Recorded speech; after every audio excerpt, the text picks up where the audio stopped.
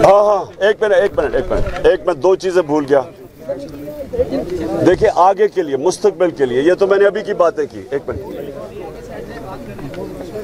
आगे के लिए हम क्या चाहते हैं? आगे के लिए दो डैम्स का बनना बहुत जरूरी है। एक है स्वारा डैम और दूसरी मुरंजी डैम, मुरंज डैम। मेरे दोस्त जाफर लगारी मुझे 3 साल से लगे हुए थे असेंबली में कहने के लिए कि ये मुरंज डैम बननी चाहिए। मैं वापडा को कहता था, लेकिन वापडा का उनका वो डैम तब बनाते हैं जिसमें से बिजली हो, तो क्योंकि ये बिजली वाली डैम नहीं है, वाटर स्टोरेज की डैम। ये अब इस फ्लड के बाद ये तो वाजे हो गया कि इस डैम का इतना, दोनों डैम्स का बनना इतना ज़रूरी है। उधर DI खान में टांगजाम डैम और यहाँ 2 डैम हैं, मुरंज और ये स्वारा।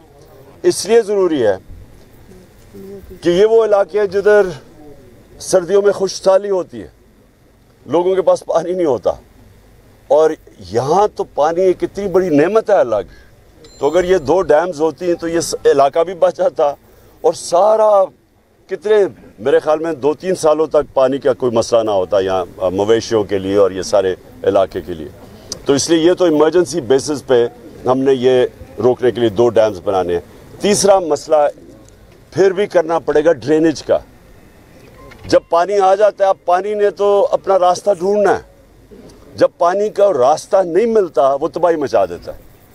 तो ये हर जगह मैंने देखा है कि जो पुराने कोर्सेज थे उनके ऊपर घर बन गए हैं, उनको कब्जे हो गए हैं, तो वो जो पानी का रास्ता वो रुका हुआ है, वो जब रुकता है तो वो सारा इलाका तबाह कर जाता है। तो ये जो ड्रेनेज का है, जो सबसे इम्पोर्टेंट है, इसके ऊपर काम करना पड़ेगा कि आगे से अगर डैम बन भी जाए, ज़्यादा पानी आ भी जाए, फिर भी उसको ड्रेन होना है कहीं ना कहीं, तो वो जाएगा दरिया सिंध के अंदर। और उसके लिए भी ये तीसरी चीज़, हमें ड्रेनेज का भी बंदोबस्त करना पड़ेगा कि कितना डैमेज है इस वक्त, कितने घर गिरे हैं, कितने मवेशी इस वक्त लोगों के इसी सैलाब में गए हैं, और कितनी फसलें तबाह हुई। ये 3 चीज़ें हैं जिसके ऊपर एक PDMA को पूरा असेसमेंट करनी चाहिए, सारी कंसोलिडेटेड एक दफ़ा असेसमेंट आ जाए, फिर उसी के मुताबिक ही फिर इमदाद की जाएगी। क्योंकि अभी मैं देख रहा हूँ कि पूरी तरह इल्म नहीं है लोगों को कि हालात कितने ख़राब हैं, यानी कितने लोग मुतासिर, अंदाजे लग रहे हैं अभी। तो पहले तो एक्यूरेट असेसमेंट हो कि उसके बाद फिर एक्यूरेट पंजाब गवर्नमेंट क्या क्या कर सकती है। मैंने जो फंड और हम इकट्ठा कर रहे हैं पंजाब गवर्नमेंट में और KP गवर्नमेंट में, लेकिन वो फंड सारे पाकिस्तान के लिए, जितने भी इलाके मुतासर हैं, हमारी कोशिश है। इमरान खान एक बस सुनो, हमारी कोशिश है कि बलूचिस्तान में भी इमदाद करें हम, सिंध में भी करें जिधर सबसे ज़्यादा नुकसान हुआ, और फिर ये राजनपुर और उनके इलाकों के अंदर हम पूरी तरह मदद करें। तो एक तो पंजाब गवर्नमेंट का अलहदा पैसा होगा जो लगेगा सड़कों पे जो इंफ्रास्ट्रक्चर डैमेज हुआ, और फिर रिलीफ का और रिहेबिलिटेशन, लोगों को रिहेबिलिटेट करने के लिए।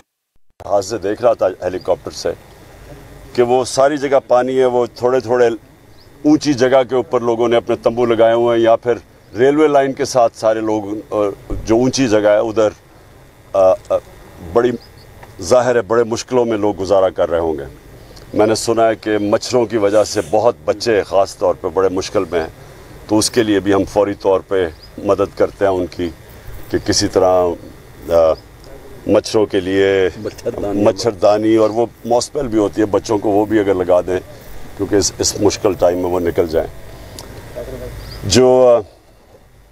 जो हमारी कोशिश है अब कि सिर्फ पंजाब गवर्नमेंट ही नहीं, मेरे जितने MPs MNAs सारे इलाकों के हैं, मैं उन सबको भी कहता हूं कि आपने मौजूद होना इन इलाकों के अंदर, क्योंकि इस वक्त लोगों को आपकी सबसे ज़्यादा ज़रूरत है। जो पब्लिक रिप्रेजेंटेटिव होता है, जो कि पब्लिक का नुमाइंदा होता है, मुश्किल वक्त के ऊपर लोग उसकी तरफ देखते हैं। तो मैं अपने सारे नुमाइंदों की और आए हुए सारी तकरीबन मेरी टीम यहीं है, मैं ख़ास तौर पे आपके ऊपर ये करूँगा कि आप मुसलसल इलाकों के अंदर रहें, और हम आपसे मुसलसल राब्ते में रहेंगे, आप हमें आगाह करते रहेंगे कि क्या क्या मुश्किलात आ रही है सामने। बस बस बस बस, ये अभी जलसा नहीं है, ये जलसा नहीं है। जलसा मैं शाम को कर रहा हूँ, उसमें ना रहे। ये है सिर्फ हमारा इस सारे इलाके में अल्लाह ने बहुत बड़े इम्तिहान में डाला हुआ है, क्योंकि मैं देखता आ रहा हूँ, मैंने DI खान में भी सारा इलाका देखा, यहाँ भी देखा, तो बहुत बड़ा इलाका पानी के नीचे है।